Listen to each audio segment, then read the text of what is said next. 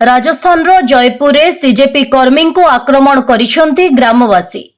CJP कर्मी को ठेलापेला करने सह गोड़ाई गोड़ाई पिटिथिले ग्रामवासी। राजस्थान जयपुर रामपुरा कन्वरपुरा ठारे थिबा एक सरकारी स्कूल परिदर्शन समय रे कॉकरोच जनता पार्टी युवकर्मी मानंकु स्थानीय लोक आक्रमण करिसेंती। स्थानीय ग्रामवासी अनेक दूर जाए सीजेपी कर्मकर्ता को पिछा करने सहित सेमानंक गाड़ी को भंगारुजा करथिले। सरकारी स्कूल भित्तिभूमि जांच करुवा समय अभावनीय कांड। राजनैतिक कर्मी एवं बाहर लोकंक हस्तक्षेप को विरोध करुवा ग्रामवासी मध्य विवाद रूप नहीं। सीजेपी एक दल से स्कूल को जांच करने को जाइथिले। सेमानंक दाबी अनुसार स्कूल मुख्य बिल्डिंग विपज्जनक थिबारु वर्षे हेबो गाई गुहाल पिलामाने पाठ पढ़ुथिले।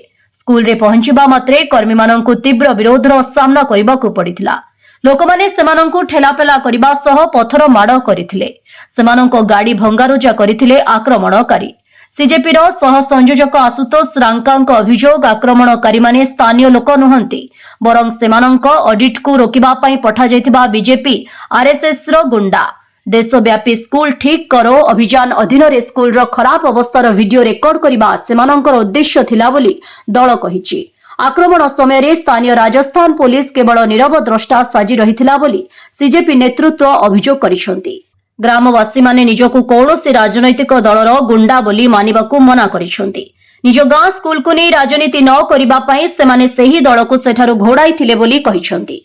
स्कूल कोठाटी जराजीर्ण थिबा ग्रामवासी स्वीकार करिसेंती, किंतु सेमाने कहिसेंती जे पिलामानंक सुरक्षा पई गां लोकंक द्वारा दिया जेथिबा अन्य दुईटी कोठरी रे 20-30 पिला सुरक्षित भाबे पाठ पढुछंती।